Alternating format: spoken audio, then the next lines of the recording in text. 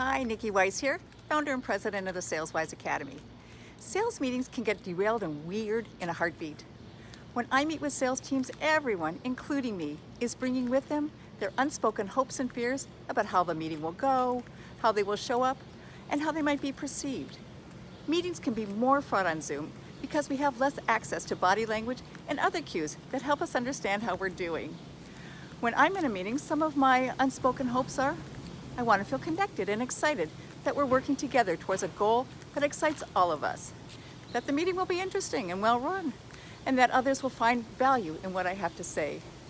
Some of my fears, that I'll be seen as a phony because the group will find out I really don't know how to do things that I think all real leaders do know how to do, or that I'll say something and people think I'm an idiot, or my comment will unintentionally offend or hurt. And I make up that you have your own versions of hopes and fears every time you go into a meeting. It's like we all need to give ourselves permission that it's okay to feel our hopes and fears, or that it's okay to do great or idiotic things so we can get over ourselves and dig into the work. Dr. Brene Brown, author of Dare to Lead, offers up a great tool. It's called permission slips. Permission slips help identify what might get in our way about being totally engaged and present, and helps to get it out of our way. Permission slips create trust and energy in a sales team. Permission slips help people focus. Here's how to do it. At the beginning of each meeting, ask everyone to silently write down what they need to give themselves permission to do or to not do or to feel for this meeting. Once everyone has something, have them write their answers in the Zoom chat feature. The whole process should take about 2 to 5 minutes. Here are some examples of permissions I've heard from other groups. Stay open-minded. Be willing to change my mind. Ask for what I need. Pass during group sharing. Ask for more time.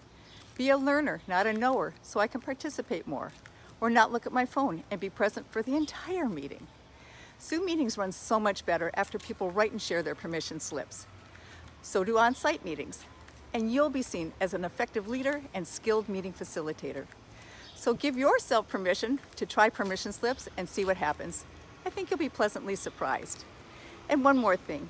I invite you to consider becoming a member of the Saleswise Academy. Our goal is to help sales managers build stronger and more effective sales teams and to help salespeople become more skilled. Our program is built on virtual and bite-sized modules, focusing on the challenges sales teams face every day. Please visit our website or contact us. You can do it. Bye for now.